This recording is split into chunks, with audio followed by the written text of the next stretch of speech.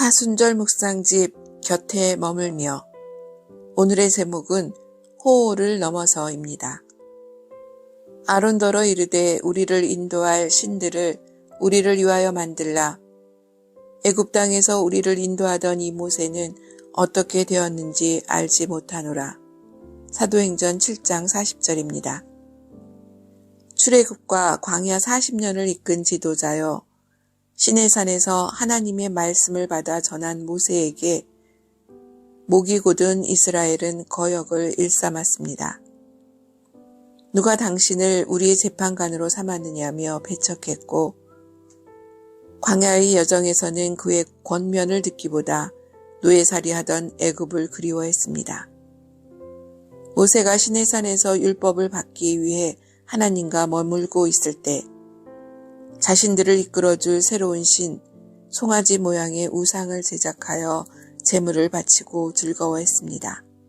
출애굽의 여정에서 백성이 모세를 거역한 것은 귀 기울여 들어야 할 것과 버려야 할 것을 분별하지 않았기 때문입니다.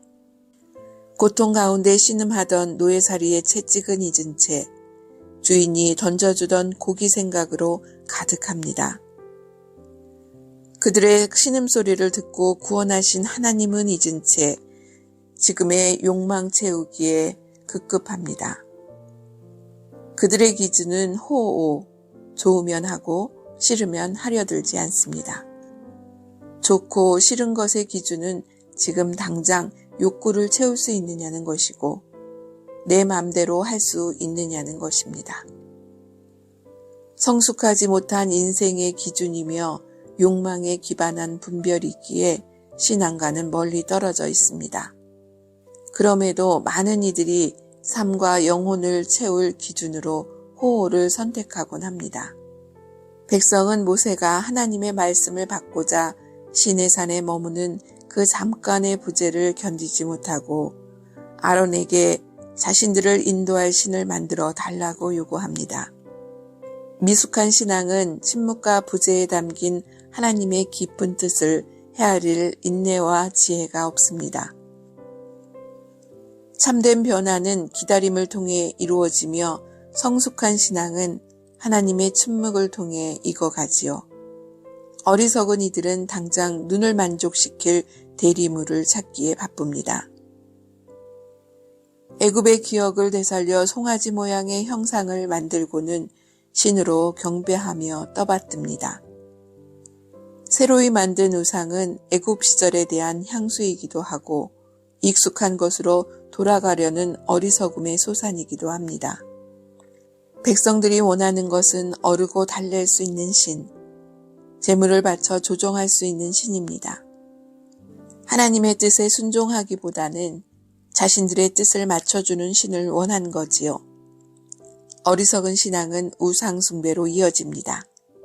모세는 애굽의 왕자로 부러울 게 없는 인생이었으나 노예살이하는 동족의 편을 들다 배척받고 광야로 도망해야 했습니다.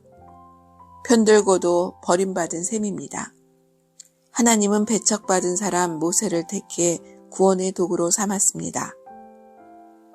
모세는 배척받을 것을 짐작하면서도 하나님의 말씀에 순종합니다.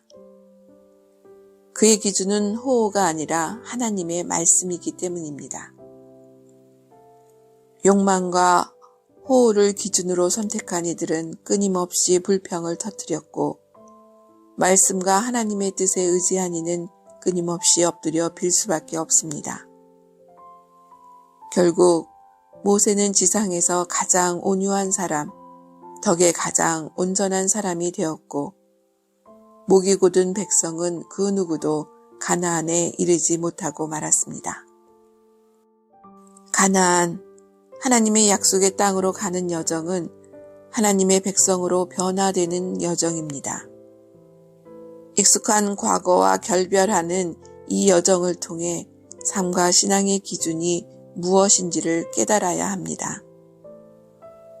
출애굽은 욕망을 기준으로 한 호호를 넘어서서 하나님의 법을 수여받는 여정이며 말씀의 백성으로 초대된 여정이었습니다.